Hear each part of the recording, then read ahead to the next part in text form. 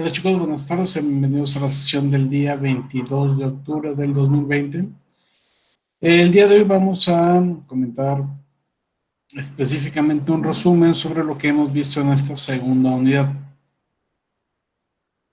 También comentarles o recordarles que el día de ayer se realizó una actividad de análisis MEFE personal y antier se realizó otro de una MEFI personal.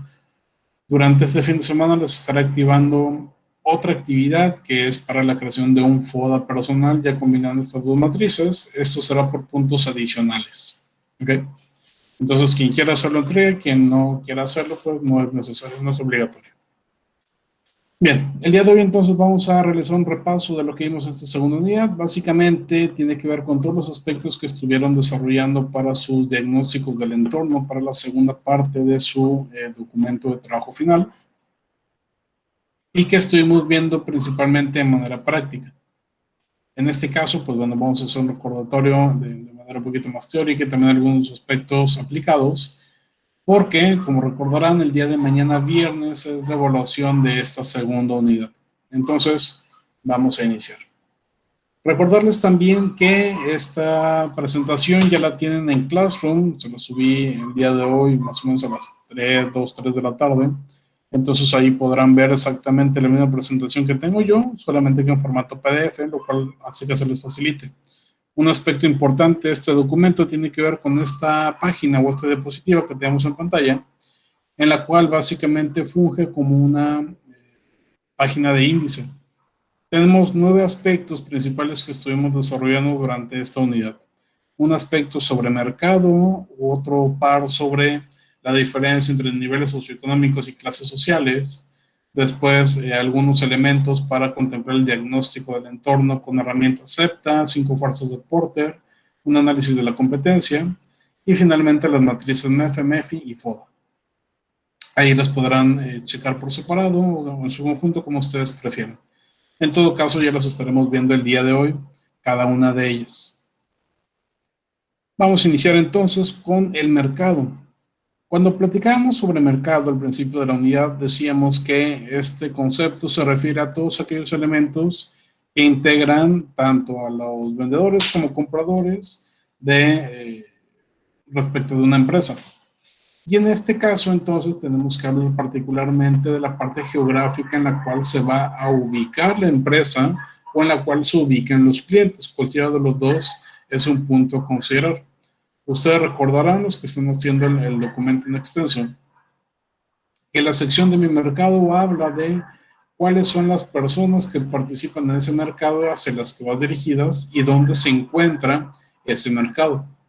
Entonces, para este aspecto hay que considerar algunas preguntas bastante importantes. En primera instancia, la parte geográfica, como se lo decía. ¿Dónde está el mercado? ¿Dónde es que está la empresa? ¿Dónde estás vendiendo? ¿Dónde están tus clientes?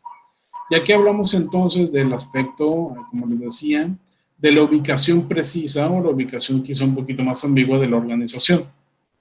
Nos podemos ir a términos macro al comentar, por ejemplo, que mi empresa se ubica en México, punto. O que los clientes se ubican en México, punto. O podemos ser un poco más específicos al plantear quizá que se ubica en la zona norte de México, especialmente en la zona noreste de México, particularmente en el estado de Tamaulipas. Podemos ser incluso más específicos al mencionar que en la zona centro de Tamaulipas, en el municipio de Victoria, o incluso llegar a una ubicación específica con dirección, hablando que se ubicará la empresa en la calle 13, esquina con la calle Michoacán. Entonces, a ese nivel de detalle podemos llegar cuando hablamos de la parte geográfica de la organización. También podríamos hablar de dónde es que se ubican los clientes. En este caso, podríamos hablar de que se ubican en todo ese municipio o solamente en una parte del municipio, en algunas colonias, en alguna región del país o del estado, etc. El punto principal en este primer apartado tiene que ver con dónde está ubicada la empresa y dónde están los clientes. Segundo elemento, contempla por qué está allí. Y ustedes recordarán que cuando iniciamos también con este tema, platicábamos de diferentes empresas que están ubicadas en algunos lugares de la ciudad por diferentes motivos. Por ejemplo, platicábamos que Soriana tiene algunas de sus ubicaciones en donde están establecidas debido a que después de la compra de otra tienda que se llamaba Gigante, pues lo que hicieron fue simplemente utilizar los que ya estaban. No fue por ningún otro motivo más que ya contaban con esos edificios y pues los utilizaron con tiendas Soriana ahora. Mientras que existen otras ubicaciones donde sí cuentan con características especiales que hicieron que se ubicaran en esos lugares. Básicamente nos referimos entonces a características especiales que hacen de un lugar o una ubicación o una zona geográfica mejor o peor que otras. Hablamos de diferentes motivos o diferentes aspectos. Podríamos considerar, como recordarán, temas de clima, podríamos considerar temas culturales, podríamos quizá tocar aspectos relacionados con la cantidad de empresas parecidas en ese lugar, la cantidad de clientes potenciales en esa ubicación, etc. Todas las características con las cuales nuestra empresa podría contar, las integramos en la sección de mi mercado. Entonces, este apartado contempla precisamente eso, determinar cuál es el lugar donde se ubica la empresa, cuál es el lugar donde se ubican los clientes y cuáles son las características de ese o esos lugares. ¿Ok? Hemos planteado también que a pesar de que anteriormente, tradicionalmente, se hablaba de que el lugar donde está la empresa es donde están los clientes, en la actualidad no necesariamente es así. Partiendo del hecho de la existencia de Internet, de los envíos postales o los envíos por paquetería, en los cuales puedes tener una empresa aquí en Victoria y vender tus productos a otro estado de la República, a otros municipios o a otros países incluso. Entonces ya no siempre es lo mismo. En algunos casos puede ser el mismo lugar, en la mayoría quizás, si hablamos de una taquería, pues sus clientes van a estar en ese mismo lugar. Pero si hablamos de una empresa que se dedica a la venta de artículos en general, podría tener su punto de venta en Mercado Libre y vender a cualquier parte del país. Entonces, a eso nos referimos con mercado, el lugar donde se ubica la empresa y las personas a las que va dirigido y sus características. Platicábamos que existen diferentes maneras de determinar este mercado. Una puede ser con fuentes quizá no oficiales, con fuentes bastante básicas o con fuentes incluso en algunos casos que no están reconocidas de manera oficial, como lo puede ser Wikipedia o cualquier otra página similar. Pero lo conveniente es utilizar fuentes que sí son oficiales o fuentes formales, como lo podrían ser instancias de gobierno, instancias políticas o instancias gubernamentales, que nos brindan información certera y sobre todo cierta de los aspectos que queremos mencionar.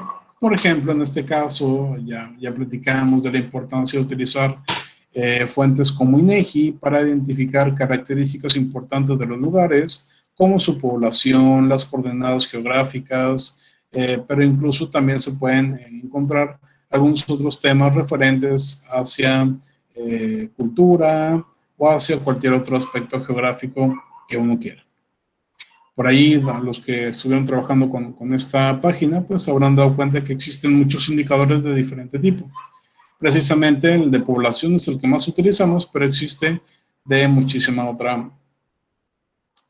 otras temáticas. Entonces, el utilizar páginas como INEGI, páginas oficiales, nos sirve mucho más que utilizar páginas como Wikipedia. Y también podemos utilizar páginas oficiales, pero no necesariamente de gobierno, como lo pueden ser de fuentes privadas o de asociaciones como la MAI. En este caso, esta empresa o esta institución nos brinda información respecto a los niveles socioeconómicos que existen en nuestro país. Entonces, el mercado, la parte del mercado, lo que busca es identificar, considerando un diagnóstico del entorno, lo que busca identificar es cuál es el lugar en el que se ubica la empresa y se ubican los clientes, y cuáles son las características de ese lugar y de esos clientes. ¿De dónde saco información del lugar? De fuentes como INEGI. ¿De dónde saco información de los clientes? De fuentes como INEGI o como AMAI, o como cualquier otra que se base en buscar información de las personas. Incluso de investigaciones de mercados hechas por nosotros mismos.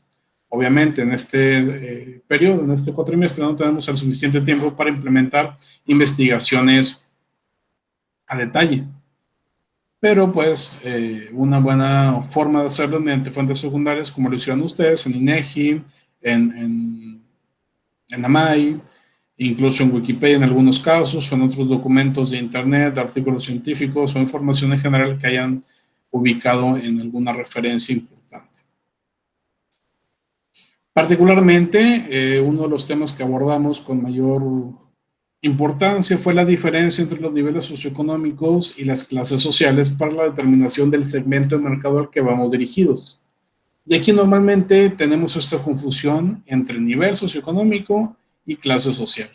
Incluso profesionales en muchos casos se equivocan en esta diferencia, o seguramente cuando han visto en algún noticiero o algo similar información, casi siempre lo confunden o se equivocan. Pero es importante aclarar cuál es la diferencia entre estos dos.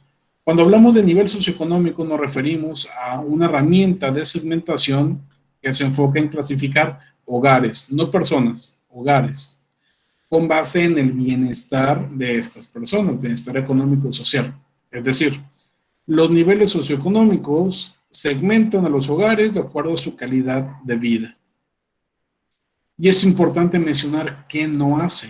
Los niveles socioeconómicos no miden el nivel de ingreso, los niveles socioeconómicos no miden el estilo de vida tampoco, y mucho menos miden el estatus social de una familia o de una persona. Lo que hace es identificar o medir, segmentar básicamente, hogares con base en su calidad de vida. No en estilo de vida, calidad de vida.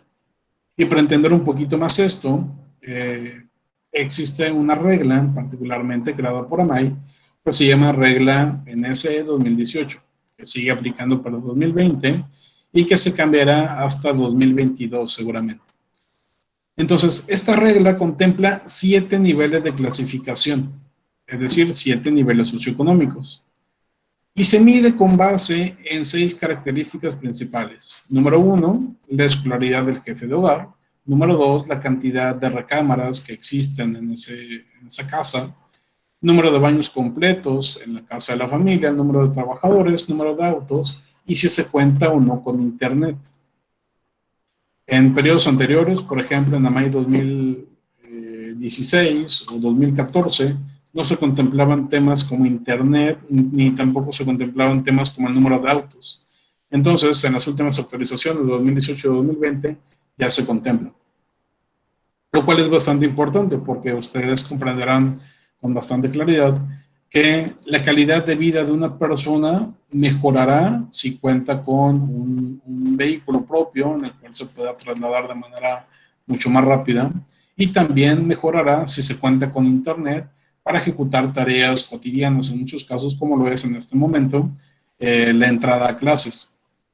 Entonces es bastante importante la identificación del nivel socioeconómico para las empresas. ¿Por qué?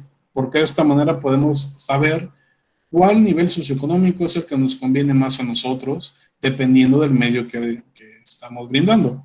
Si somos una empresa digital, como lo puede ser Netflix, entonces tengo que tener bien claro a cuáles niveles socioeconómicos me dirijo y a cuáles no. ¿Me explico? O si soy una empresa que va a estar muy lejana de las casas de las personas, por ejemplo, que voy a estar en las afueras de la ciudad, puedo determinar a cuál nivel socioeconómico me dirijo y a cuál no. Probablemente a los que sí tengan automóvil propio, para que se puedan trasladar tan lejos. O que al menos exista transporte público, pero eso ya sería otra cuestión. De esta manera, entonces, existen estos 7 niveles. Y vamos a recordar rápidamente cuáles son cada uno. El nivel socioeconómico AB, que es el nivel socioeconómico más alto en nuestro país, contempla familias que sus jefes de hogar, jefes o jefas, son licenciados, o son ingenieros, o son arquitectos, son doctores. En general, son personas que terminaron una carrera universitaria. Tienen normalmente en sus casas 2 o más habitaciones, 2 o más cuartos de baño. La mayoría de las personas de estas casas trabajan, cuentan con 2 o más automóviles y obviamente cuentan con conexión a internet e incluso de alta velocidad.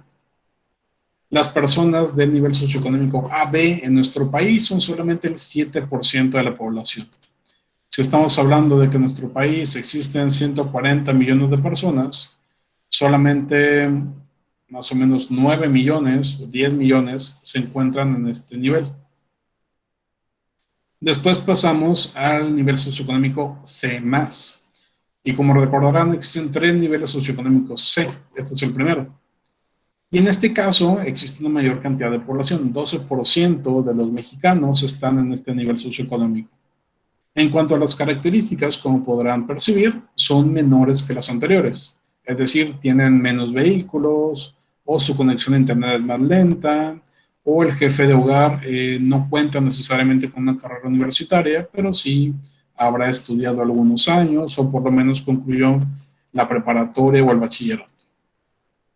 Y siguiendo con los niveles socioeconómicos, tenemos el C y el C-, que cada vez las características son menores. Por ejemplo, en el C+, teníamos una cantidad total de personas de 12% de la población de nuestro país. En el C, el 15%, y en el C-, 15% también. Entonces, se incrementan estos dos segmentos, estos dos niveles socioeconómicos, y también se reducen las características. En el C-, por ejemplo, la educación del jefe de hogar, jefe de familia, es de primaria o secundaria. No llegó a prepa, no llegó a universidad. Tienen quizá algún vehículo y no siempre cuentan con internet. Mientras que cuando pasamos ya a los niveles D, que son 2, existe también mucha cantidad de gente, 15% de la población, por ahí de 20 millones de personas. Los jefes de hogar, si acaso llegaron a primaria, no se cuenta con vehículo propio, no se cuenta con internet. Entonces, cada vez son más las carencias y lo observamos más en el nivel D, que es el que tiene la mayor cantidad de población en nuestro país. 28% de la población está en el nivel socioeconómico D. En este no cuentan con internet, no cuentan con vehículo, solamente una persona de la familia trabaja, solamente cuentan con un baño, solamente con una recámara, por lo menos una recámara, y el jefe de hogar, pues, si acaso tiene educación primaria. Y por último, el E, que es el más bajo de todos los niveles socioeconómicos. En este se encuentra el 9% de la población, más o menos 12 millones de mexicanos. Aquí ya hablamos, sí, de un punto de precariedad, de una calidad de vida bastante precaria, porque el jefe de familia en muchas ocasiones ni siquiera trabaja o no tiene sueldos fijos. En muchas ocasiones también no estudiaron ni siquiera la primaria, no la terminaron. En muchas ocasiones son poblados indígenas que no cuentan necesariamente con una recámara como tal, o en ella duermen muchas personas. Obviamente no cuentan con vehículo propio ni con conexión a internet. Entonces, si se fijan, en este caso hablamos de calidad de vida, de diferentes aspectos que podrían cubrir esa calidad de vida.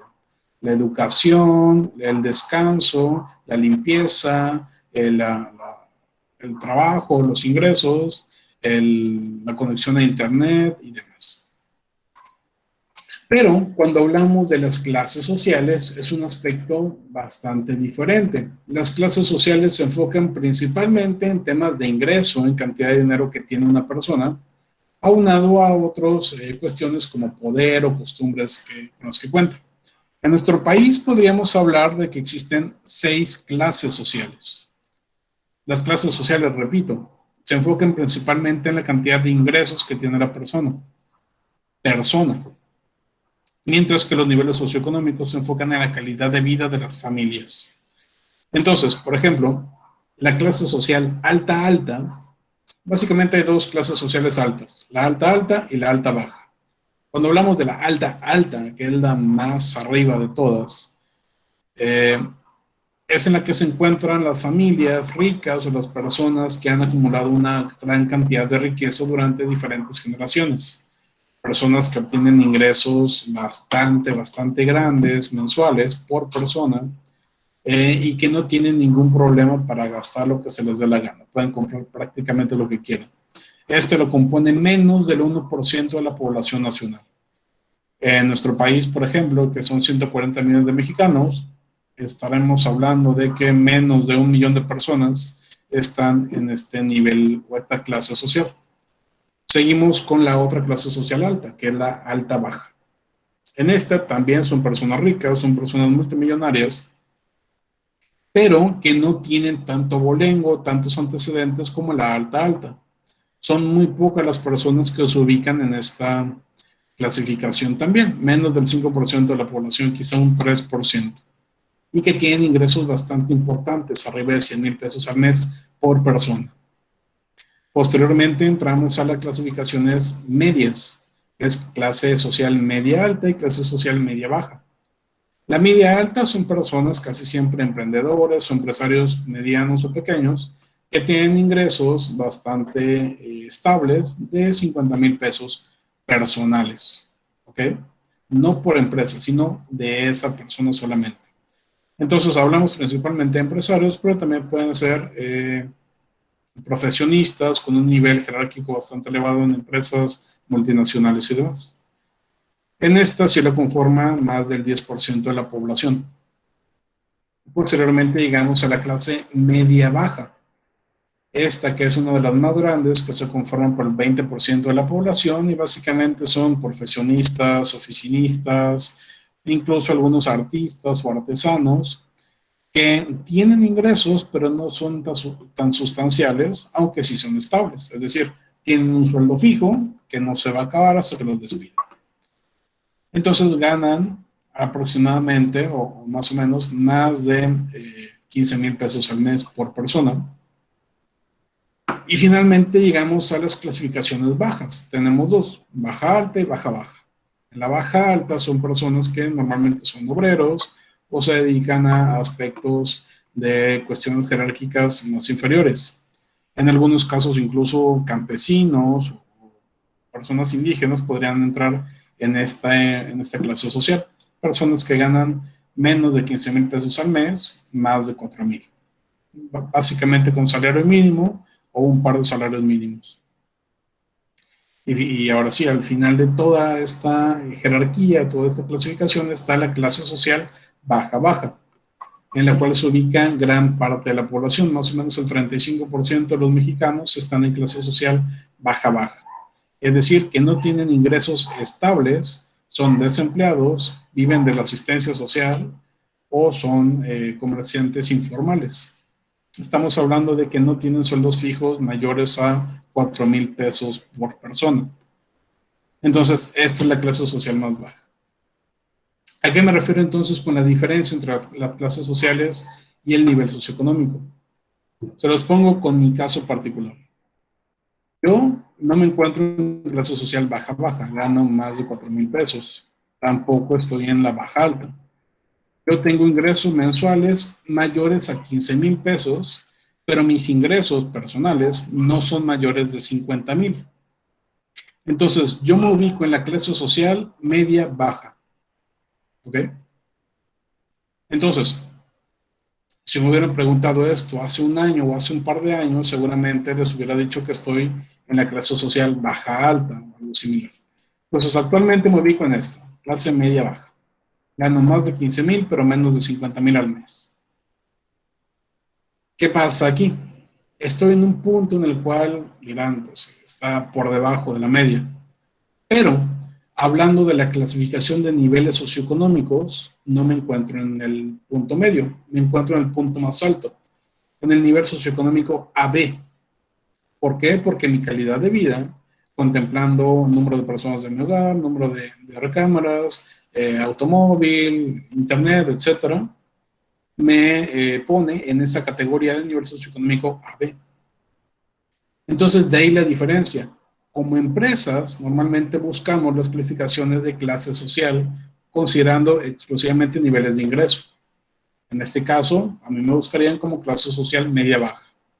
Pero si lo que queremos es enfocarnos en calidad de vida de las personas, nos iríamos con la otra clasificación de los niveles socioeconómicos, en donde yo entraría en nivel AB. En el caso de ustedes, pueden también estar en diferentes niveles. Algunos estarán en clasificación muy bajos u otros muy altos en una o en otra. Entonces, de ahí esta diferenciación. Una vez que determinamos esto, una vez que entendemos las diferencias que podemos identificar tanto en el mercado como en el segmento de mercado o en el target al que vamos dirigidos, ahora sí tenemos que empezar a desarrollar herramientas de diagnóstico del entorno. Y la primera que veíamos durante la unidad es el análisis SEPTA. El análisis SEPTA, que entre otras cosas lo que hace es buscar oportunidades y amenazas en el entorno.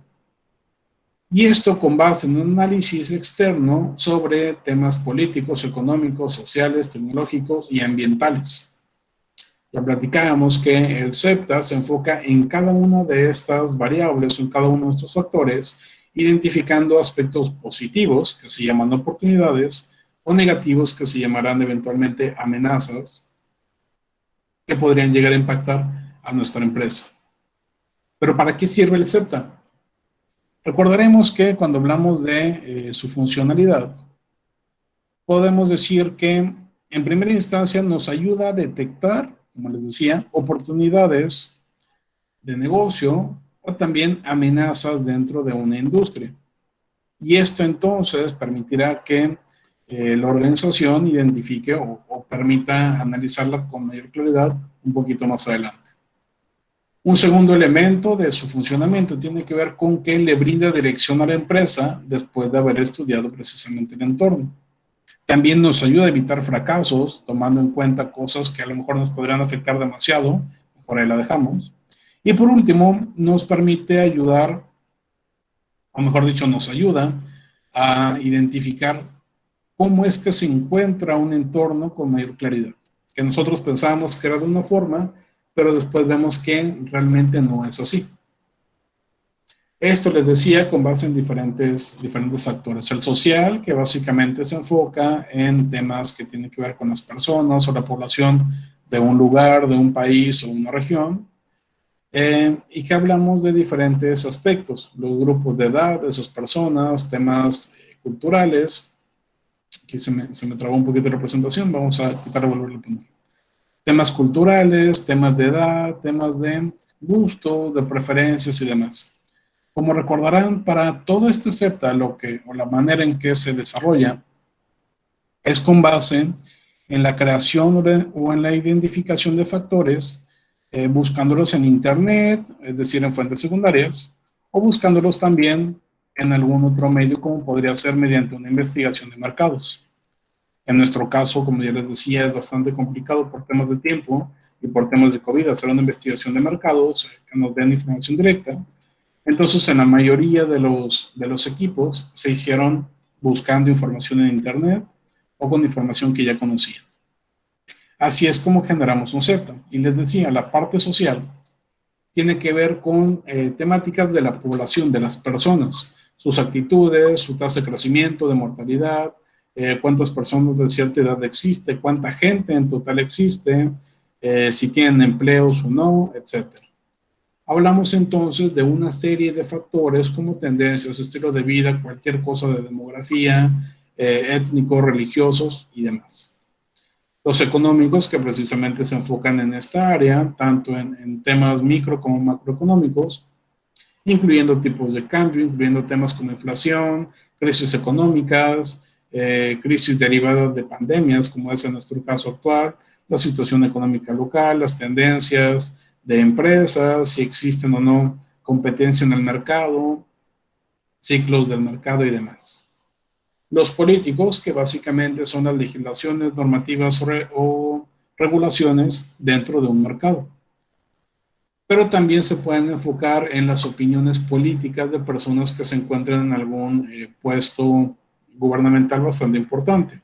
Un presidente municipal, un presidente de la república, un gobernador y demás.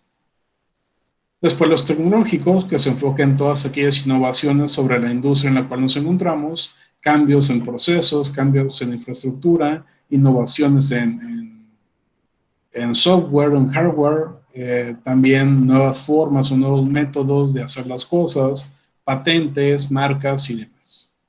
Todo esto es lo que contempla la parte tecnológica. Y por último, los ambientales, que ya hablábamos de cuestiones climatológicas, cuestiones de reciclaje, aspectos relacionados con generación de energías limpias o sucias, recursos renovables, no renovables, etc.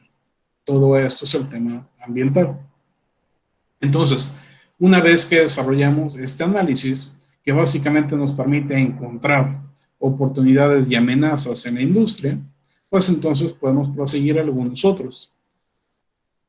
Una de las herramientas que veíamos precisamente que nos permite identificar más aspectos del entorno es el análisis de las 5 fuerzas de Porter o las 5 fuerzas de la industria.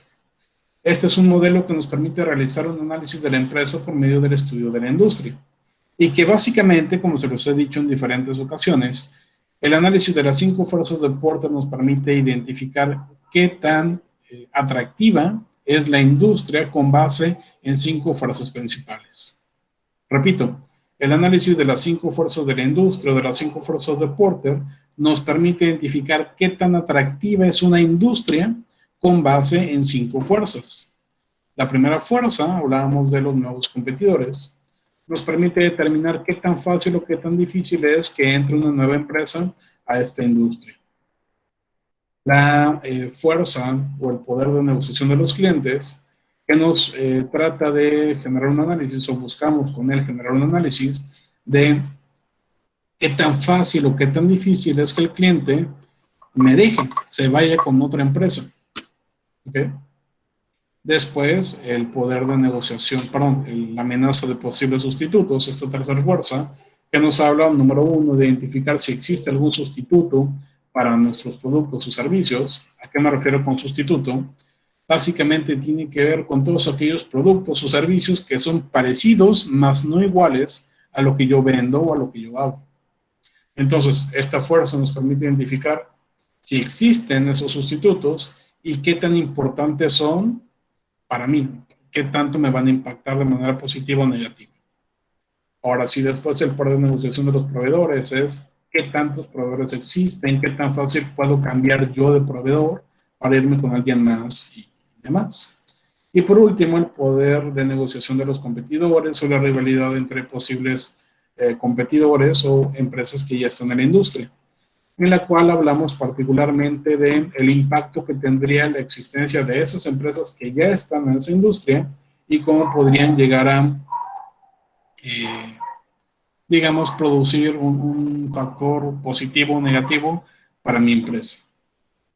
Entonces, como les decía hace un momento, tenemos 5 fuerzas que son las que estamos estudiando. Fuerzas nuevos entrantes, poder de clientes, poder de proveedores, sustitutos y competidores. Y con base en esto vemos qué tan atractiva es la industria. Puede ser que la industria sea atractiva para algunas personas, pero para otras no, dependiendo de los diferentes factores. Por ejemplo, si es muy difícil entrar a esa industria, de la fuerza 1 estamos hablando, pues entonces habrá empresas que digan, si es muy fácil entrar, habrá empresas que digan, pues vamos a entrar, está muy fácil. Pero habrá otros que digan, no, es tan fácil que cualquiera puede entrar, entonces seguramente hay muchos competidores, mejor no voy a entrar y busco otro. Entonces, para algunos representará algo positivo, para otros algo negativo. Lo mismo con las demás fuerzas. Un poquito más adelante estuvimos hablando sobre la competencia. En este caso no lo vimos tanto en un sector teórico, fue más práctico directamente en sus proyectos. Para la competencia platicábamos que lo primero que hay que hacer es identificar o saber cuántas empresas similares a la nuestra hay en un mercado. Y esto lo hacemos con base en la información que nos brinda el INEGI a través del Directorio Estadístico Nacional de Unidades Económicas, el DENUE. En este, pues bueno, se ubica la mayor cantidad de empresas posibles que existen en México y se clasifican de acuerdo al Sistema de Clasificación Industrial de América del Norte, el CIAN. Esa forma en la cual ustedes encontraron cuántas empresas había utilizando el DENUE fue utilizando esta clasificación. Si buscaban, por ejemplo, farmacias, se tenían que ir a un grupo de clasificación que decía otros servicios, o servicios de salud, y después servicios de salud, de farmacias y cosas así. Eso es el CIAN. Entonces, tomando esto en consideración, es que encontramos cuántas empresas hay en el mercado similares a la nuestra. ¿Cuánta competencia existe entonces? Y esto nos ayuda por 3 motivos. Número 1, el DNUE nos ayuda para tener mayor claridad del total de competencia existente. Porque en principio podríamos imaginar que existen 2, 3 o 5 empresas y ya poquitas. Pero después de realizar esta investigación ya vemos que no hay poquitas, hay muchísimas que pueden ser mis competidores. Número 2, me permite saber cuántos de esos competidores se encuentran cerca de mí. Puede ser que haya en todo México 10 empresas como la mía, pero no hay ninguna en Tamaulipas, entonces eso me beneficia. O al contrario, de las 15 empresas en México, 14 están en Tamaulipas, eso me perjudica. Y por último, me muestra un panorama claro para tomar las decisiones correspondientes. Entonces, partiendo del total de empresas y sabiendo dónde se ubican, yo puedo tomar mejores decisiones. Para eso nos sirve el DNUE. Pero no basta con eso. En nuestro análisis de la competencia lo que tenemos que hacer es elegir a la principal competencia en nuestro mercado. Y esta decisión de cuáles son las empresas competidoras principales la podemos hacer con base en estos 4 factores. Número 1, ¿cuáles son las mejores empresas? Contra esas me voy a comparar. Número 2, ¿cuáles son las empresas más populares? Contra esas me puedo comparar. Número 3, ¿cuáles son las empresas más cercanas de la mía? Y número 4, ¿cuáles son las empresas más grandes? Puedo tomar cualquiera de estos o una combinación de ellos para identificar a las empresas con las cuales yo me quiero comparar y de esta manera saber si soy mejor o soy peor que ellas. Esto lo hacemos entonces con una matriz o una tabla de comparación de competencia. No se vayan a confundir con la matriz de perfil competitivo, no es lo mismo, son tablas totalmente, no totalmente, son diferentes, son parecidas pero son diferentes en realidad. ¿Cuál es la diferencia? La matriz de perfil competitivo hace algunas ponderaciones que permiten tener un método más riguroso, mientras que nosotros hacemos un análisis simple. Entonces, esta tabla la podríamos considerar una tabla comparativa de empresas simple. ¿Okay? No es una MPC. ¿Cómo hacemos esta tabla? Ya lo desarrollaron, de hecho, en sus proyectos. Primero acomodamos las empresas, después asignamos características principales a evaluar. Por ejemplo, variedad de productos, si cuenta o no con servicio a domicilio, el horario en que atiende, etc. Cualquier factor que podríamos considerar como clave para que tenga éxito esta empresa. Una vez teniendo estos dos, empezamos a calificar cada empresa en una escala del 1 al 5, del 1 al 10, como prefieran. Y finalmente se suman todos los puntos de cada empresa y allí ya podemos identificar cuál es mejor en qué cosas y cuál es peor en qué cosas. Identificamos ventajas de unas y desventajas de otras, incluyendo nuestra propia organización. Para eso nos sirve la comparación de empresas, para saber en qué cosas podemos hacerlo bien y en qué cosas podemos hacerlo o lo estamos haciendo mal. De hecho, esta tabla o esta matriz nos permitirá generar factores un poquito más adelante para nuestra matriz de evaluación de factores internos. Algunos de ustedes lo leyeron bastante bien, lo entendieron bastante bien y todas sus ventajas de su tabla la metieron en su MEFI. Otros no lo entendieron tan bien, entonces no lo incluyeron.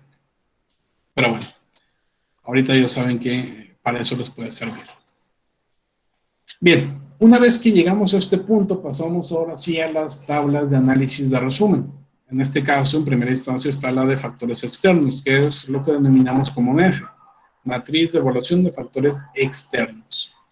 Esta herramienta nos permite resumir y evaluar todas las oportunidades y amenazas que encontramos en SEPTA, en Porter y en las demás herramientas que utilizamos.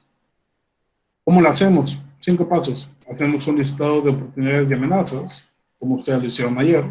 Asignamos una ponderación. Es importante. La ponderación significa el nivel de importancia que tiene cada factor. Esta ponderación es del 1 al 100. Asignamos a cada factor una calificación. La calificación en la MEFE significa qué tan bien o qué tan buena es la respuesta de la empresa para aprovechar esa oportunidad o para contrarrestar esa amenaza. Repito, la calificación en la MEFE significa qué tan buena ha sido la respuesta de la empresa para aprovechar la oportunidad o para contrarrestar la amenaza. ¿Okay? Después de esto multiplicamos ponderación por calificación y tenemos un total. Así es como se hace. Para el caso de que existan personas que todavía no entienden la diferencia entre oportunidades y amenazas, vamos a verlo. Las oportunidades básicamente son factores externos. ¿Qué significa eso? Que la empresa no los puede controlar. Entonces, son factores que la empresa no puede controlar, pero que impactan de manera positiva a la organización. Oportunidades, cosas externas positivas. Las amenazas, al contrario, factores externos negativos. Ni las oportunidades ni las amenazas las puede controlar la empresa. No dependen de ella. Lo que puede hacer la empresa es aprovechar unas o contrarrestar las otras con diferentes acciones. Pero en todo caso, tiene que quedar bastante claro. Son externos en ambos casos. Las oportunidades son cosas, situaciones o escenarios positivos y las amenazas son aspectos que pueden perjudicar a la organización. Pero nosotros no la podemos controlar. Una vez que realizamos nuestra matriz, tenemos las calificaciones que pueden ser una calificación cercana a 2.5, 2.4, que significa que más o menos lo está haciendo la empresa. No está ni bien ni mal. Pero tenemos las calificaciones cercanas a 4, que significa que la empresa lo está haciendo muy bien. Es decir, está aprovechando sus oportunidades y contrarrestando muy bien sus amenazas. Pero si calificación es cercana a 1, es lo contrario. No está capitalizando sus oportunidades ni está evitando las amenazas externas. Es decir, hay muchas cosas de fuera que le están impactando de manera negativa. Básicamente esto es una MEFE y para esto sirve. Cuando hablamos de esta realización, nos podemos basar, por ejemplo, en el CEPTA, como lo veíamos durante clase. Tomando todos los factores que ya sacamos, empezamos a generar oportunidades y amenazas. Oportunidades, repito, son los positivos, amenazas son los negativos. Entonces, planteamos niveles de importancia que en total sumen un 1 y los pasamos a nuestra matriz para ponderar, calificar y obtener un total. Algo bastante similar se hace con la MEFI, que es la matriz de evaluación de factores internos. En este caso, esta matriz nos permite también resumir y evaluar, pero en este caso, factores clave de éxito para una empresa, considerando elementos positivos y negativos internos. En este caso, aquí la diapositiva está mal, de hecho. Se los voy a corregir, bueno, se los corrijo ya en el documento que está arriba. No se vayan a confundir con la parte de MEFI. Se salió de la... Estamos. En este caso son solamente factores internos, ¿ok? No se vayan a confundir. Positivos y negativos internos. Los pasos para hacer la MEFI son los mismos. Ya hacemos un listado de fortalezas y debilidades, calificamos, ponderamos y tenemos totales. Nuestra MEFI entonces integra positivos y negativos, como les decía. Los factores positivos los denominamos fortalezas y los factores negativos los llamamos debilidades.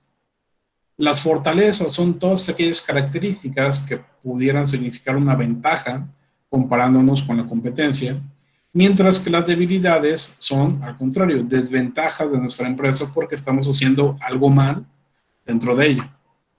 En todo caso, para diferenciarlo de los aspectos externos, en este caso los internos son cosas que nosotros sí podemos controlar, cosas que nosotros sí podemos cambiar. Esos son los factores internos. Entonces podemos tener fortalezas o debilidades. Ustedes ya desarrollaron también incluso una práctica de MEFI personal hace un par de días. Si la calificación de nuestra MEFI, por aquí también tengo un error en el título, si la calificación de nuestra MEFI está cercana al 4, significa que la empresa está aprovechando o que tiene muy buenas ventajas y que no tiene tantas debilidades. Al contrario, si está cercana al 1, quiere decir que existen demasiadas debilidades y muy pocas fortalezas. Entonces, básicamente así es como lo interpretamos. Por último, tenemos nuestro análisis FODA, que incluye obviamente fortalezas, oportunidades, debilidades y amenazas, de ahí su nombre. Esta es una herramienta que nos ayuda a generar estrategias de manera que con base en estos factores se generen iniciativas. Es importante aclarar la diferencia nuevamente entre iniciativas estratégicas y estrategias. Lo primero que hacemos con el FODA es generar iniciativas estratégicas, es decir, ideas de algo que se pudiera hacer más adelante. Una vez que ya se va a llevar a cabo, una vez que ya se va a implementar esa iniciativa, entonces se convierte en estrategia. ¿Ok? Entonces, si está solamente en idea, es iniciativa estratégica. Si se empieza a implementar, entonces será estrategia, ahora sí. ¿Cómo se hace un FODA? Hacemos una tabla de 9 cuadrantes, acomodamos los factores internos arriba y los factores externos por un lado, y después viene la parte importante que es juntar iniciativas internas con factores internos con factores externos para formular iniciativas estratégicas. De manera que combinando una fortaleza con una oportunidad, tengamos una iniciativa. Una debilidad con una oportunidad, tengamos otra. Fortalezas con amenazas y debilidades con amenazas. Iniciativas FO, DO, FA y DA. Y básicamente así es como concluiríamos nuestro análisis FODA. ¿Ok? Muy bien. Básicamente estos fueron los diferentes temas que abordamos en esta segunda unidad. Y esto es lo que va a venir en términos generales en el examen de la asignatura del día de mañana viernes. No sé si alguien tenga alguna pregunta.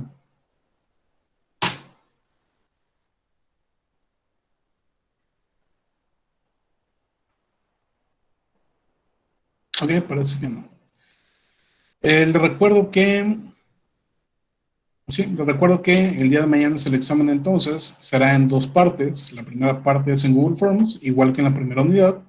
Solamente tienen que conectarse, entrar a la liga que les voy a estar enviando y tendrán un tiempo límite para terminarlo. La segunda parte será un audio que les estaré pidiendo un poquito más adelante. En eso sí les voy a dar un poco más de tiempo para que lo envíen. ¿Ok? Entonces, sí, respondiendo aquí a la pregunta del chat, sí, será a través de Google Forms. ¿Alguien más en algún momento? Disculpe, profe, entonces mañana es el examen. Mañana es el examen, sí. Entonces nos pueden mandar las diapositivas. Las diapositivas justo se las puse en Classroom hoy, hace rato, hace como 3 horas. Allí las pueden checar. Pero nos la pueden mandar por correo. Sí, se las puedo mandar por correo también. Es que no sé en qué parte de Classroom.